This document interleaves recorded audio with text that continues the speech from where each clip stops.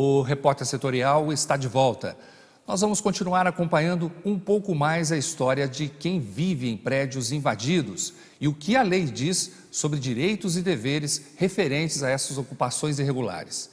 É a segunda parte da reportagem especial que a gente confere agora.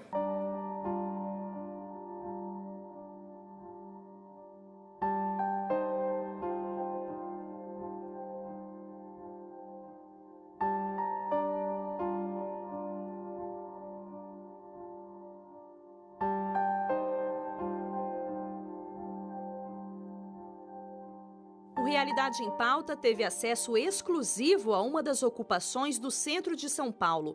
No edifício São Manuel, Elisete Pereira, coordenadora do prédio, recebe a equipe. Ela explica que os 13 andares estão ocupados há quase 7 anos e abrigam cerca de 150 famílias. Logo na entrada, é possível observar que, além de materiais de construção, os moradores têm acesso a um hidrante e um extintor de incêndio. As regras são claras: nada de álcool, nem drogas, brigas ou roubos. Quem chega ao local já sabe quanto custa viver ali. Tudo bem explicadinho. Receptiva, Elisete caminha pelos corredores e mostra como é a ocupação. Os nossos apartamentos são as salas do prédio comercial, né? Cada quarto desse é uma sala comercial onde as famílias moram.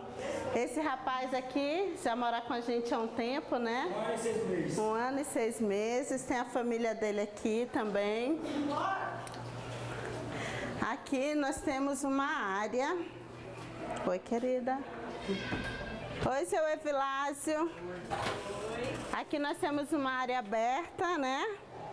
Que é onde o pessoal usa para colocar as lavanderias, né? Para estender as roupas e tudo. Então essa área aqui é comunitária para todo mundo, né? Quem quiser pode usar. Normalmente só do terceiro para baixo que as pessoas usam aqui. Além de creche e salão de beleza, os moradores podem contar com o pequeno comércio do seu Evilásio. Esse é o seu Evilásio, a dona Cleide, que é a esposa dele. Eles já moram com a gente há um tempo. Esse é um comércio deles. Só 7 aninhos. Só 7 aninhos, né? Elisete conta que as crianças da ocupação participam de torneios de diferentes áreas de conhecimento e a conscientização a respeito dos perigos também já começam desde cedo. Aqui ó, nós temos algumas plaquinhas de atenção que foram feitas pelas nossas crianças numa oportunidade que a gente se juntou. Orgulhosa, a anfitriã exibe os equipamentos de combate a incêndios e câmeras de segurança. No segundo piso, mais regras. Desta vez em letras maiores e mais destacadas para não passarem despercebidas. Aos 36 anos, Elisete está no 2º ano da faculdade de enfermagem. Quando questionada sobre os motivos que a levaram a viver ali, a resposta é rápida. Está na Constituição, né? Nós temos direito à educação, nós temos direito ao lazer, nós temos direito à moradia e todos os nossos direitos têm sido usurpados. Eu costumo dizer que quem ocupa não tem culpa. Se eu ocupo é porque eu não tenho onde morar. Se eu ocupo é porque eu não tenho os meus direitos exercidos como eles deveriam ser. Mas será que é assim mesmo que as coisas funcionam?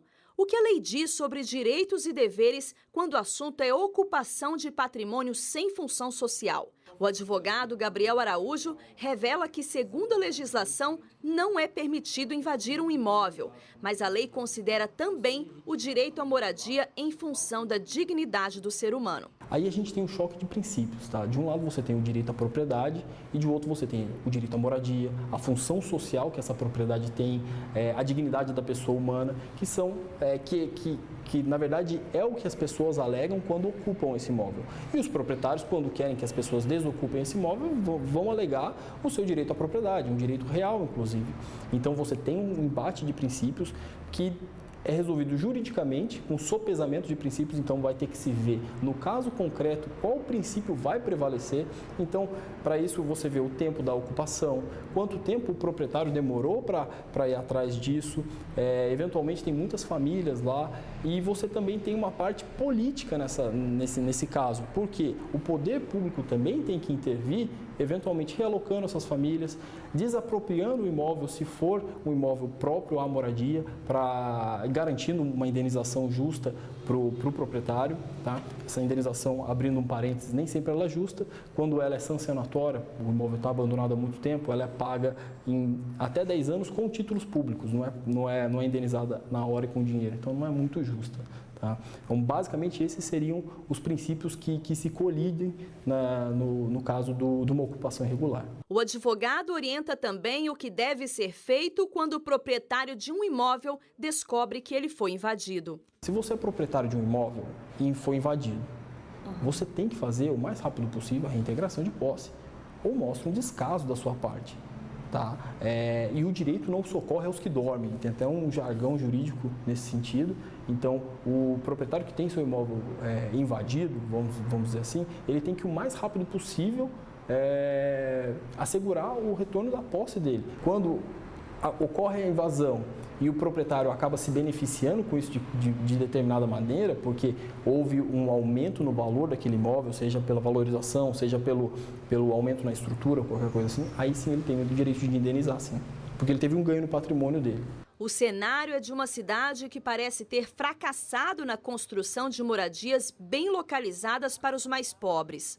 A sensação é de que o planejamento urbano não existe, mas quem entende do assunto ressalta que alguns desafios atrapalham a prática daquilo que está no papel. Nós temos um planejamento urbano, nós temos uma Secretaria de Desenvolvimento Urbano e de Licenciamento que cuida das questões de planejamento da cidade.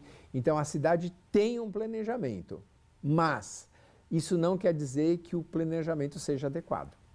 Né? Então, algumas vezes a gente acha que não tem planejamento, mas existem leis, regras, plano diretor, lei de zoneamento, tem uma estrutura técnica extremamente competente na cidade de São Paulo, né? Tem gente pensando. O que é muito importante é fazer com que esse planejamento não seja apenas um planejamento dos planejadores, e sim um planejamento de toda a cidade. Quem sente na pele a demora na solução desses problemas descreve a realidade de quem precisa se apegar ao que as circunstâncias permitem ter. A realidade é essa, né? A realidade é cruel. Se você pegar todas as ocupações que tem aqui, não só no centro, como na periferia, que tem N ocupações. Se você tirar essas pessoas, elas vão ficar na rua, porque nem o município, nem o estado conseguem auxiliar todas essas famílias, auxiliar, ajudar. E para quem entende de salvar vidas, a maior preocupação é com a segurança dessas pessoas, para não ter que presenciar novamente tragédias como aquela do dia 1º de maio. O nosso problema é em relação à segurança contra incêndio das pessoas que estão lá dentro. Então, a partir desse momento, nós relatamos todos os endereços às autoridades competentes para que elas possam, ali, dentro da legislação vigente, dentro da permissibilidade que existe da legislação, em retirar essas pessoas, em colocá-las em outro ponto. A gente entende que é um problema social muito grave e que, pelo menos por causa desse tipo de acidente que aconteceu, haja uma força-tarefa de todos os órgãos para que essas pessoas sejam removidas desses locais de risco. Porque o grande problema é que elas podem morrer lá dentro. Então, as tragédias, elas têm a capacidade de mobilizar momentaneamente as atenções. Mas, infelizmente, como o Brasil é um país que é palco de muitas tragédias, essa atenção que é dada à tragédia no primeiro momento, ela vai se perdendo com o passar dos dias, né?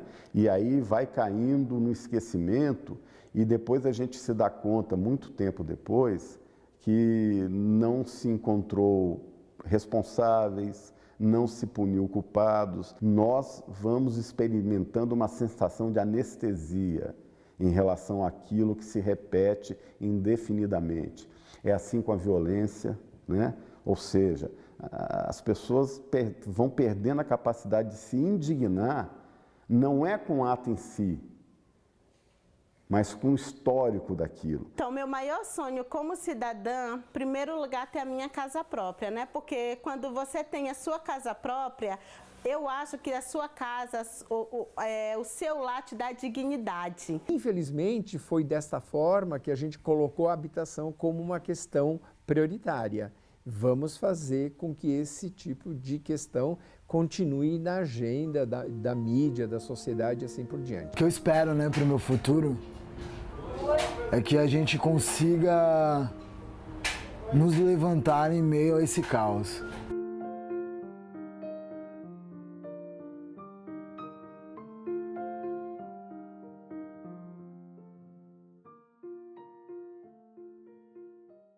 Na edição de hoje do Repórter Setorial, você viu as consequências de usar combustível adulterado, soube quais são os cuidados necessários com a prática de atividades físicas durante os períodos de baixa temperatura. Há poucos dias da Copa do Mundo, a expectativa dos comerciantes para alavancar as vendas. Esses foram os destaques da edição de hoje do Repórter Setorial. Você pode rever todas as nossas reportagens em nossas redes sociais. Visite nossa página no Facebook, Instagram ou no nosso canal do YouTube. Repórter Setorial fica por aqui e a gente volta amanhã para uma nova edição. Até lá!